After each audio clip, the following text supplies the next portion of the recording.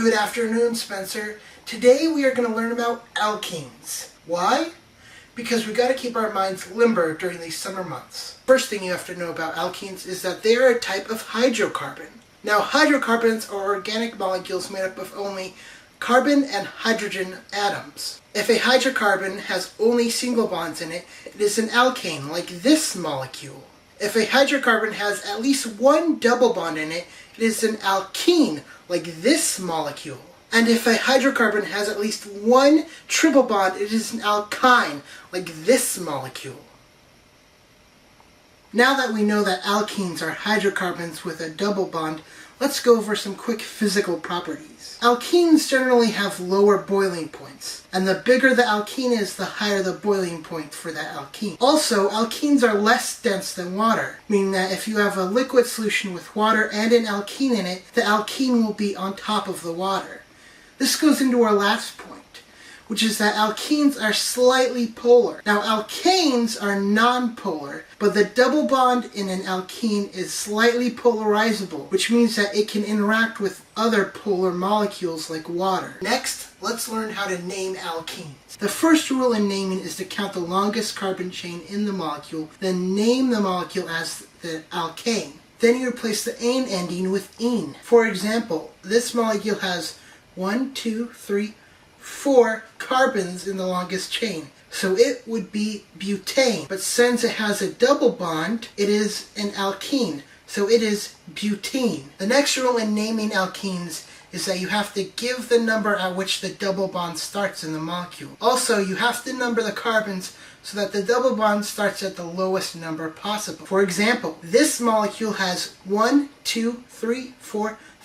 6 carbons in its longest chain, so it would be hexane. But since it has a double bond right here, it is an alkene, so it is hexene. Now, if we started counting from the right, the double bond would start at 4, and it would be 4-hexene. But if we started counting from the left, it'd be 2-hexene. So we count the carbons starting at the left. The last thing we have to talk about in naming is cis-trans configuration. Now, both of these molecules are 2-butene because both of them have 4 carbons in them, and both of them have a double bond starting at this second carbon. But if you notice, they're not the same molecule. They are what's called stereoisomers of each other. Now, what's important here are the groups attached to the carbons that are double bonded to each other. For example, in 2-butene, both of the double bonded carbons have a hydrogen and a methyl group attached to them. In this molecule, the groups are on the same side of the double bond of each other. Both the hydrogens are on top and both the methyl groups are on bottom. But in this molecule, the groups are on opposite sides of each other. One hydrogen is on top,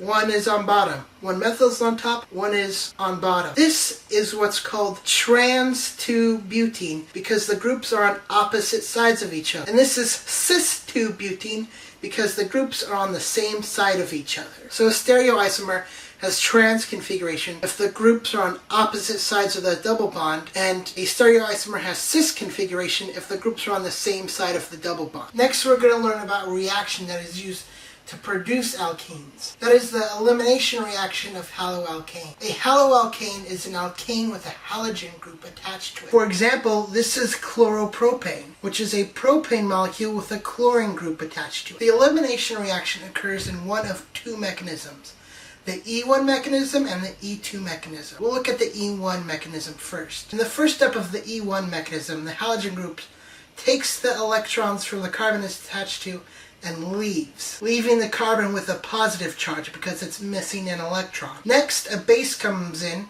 here represented by this hydroxide ion, and comes and takes one of the hydrogens from the adjacent carbon. This leaves the carbon with a negative charge because it has an extra electron. So it comes and forms a double bond with this carbon, which has a positive charge, forming the alkene.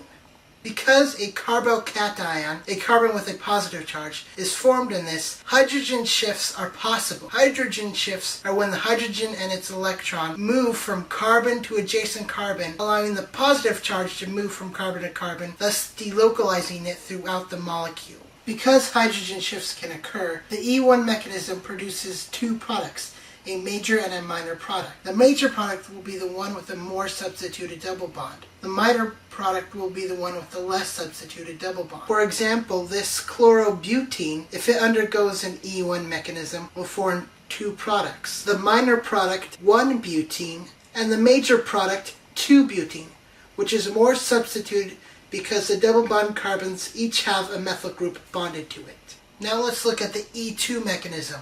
In the E2 mechanism, everything happens in one step. First, the base comes and takes the hydrogen, then the carbon forms a double bond and the halogen leaves in the same step, forming the alkene. Because everything happens in one step, there's no carbocation formation, which means that there's only one product from the E2 mechanism. Finally, we're going to talk about a reaction of an alkene. We're going to talk about the hydration reaction, which is when an alkene and a water react to form an alcohol. First, a proton comes in and attacks the double bond, forming a bond with one of the carbons and leaving a positive charge on the other carbon. Next, a water molecule comes in and attacks the positively charged carbon, which forms this compound, which has a negative charge on the oxygen. It has one too many electrons. So another water molecule comes in and takes the hydrogen and the extra electron, forming the alcohol. If you notice, what happened here is that a hydrogen got added to one of the double bonded carbons and a hydroxy group got added to the other double bonded carbon. Now to determine which carbon gets the hydrogen, which one gets the hydroxy group, we have something called Markovnikov's rule, which is named after chemist Vladimir Markovnikov. Markovnikov's rule is that in addition reactions with alkenes, of which hydration is one, the hydrogen gets added to the carbon that has the most hydrogens already attached to it. Which is why the hydrogen got added to this carbon, because it had two hydrogens instead of this carbon, which only had one hydrogen. You can also think of the rule this way. In addition reactions, the hydrogen is shy, so it likes to go to the party where most of its friends are. This is the carbon with the most hydrogens already attached to it. One more thing about the hydration reaction. Because it forms a carbocation, it also has hydrogen shifts, which means that it also forms multiple products. That's all for today. There's lots more to learn about alkenes, such as the oxymercuration-demercuration reaction, which does the same job as hydration but forms only one product. Try to make it so that people who aren't chem majors can also understand the information in this video. If you have any questions or comments, please leave them in the talk box below. Spencer, I'll see you tomorrow.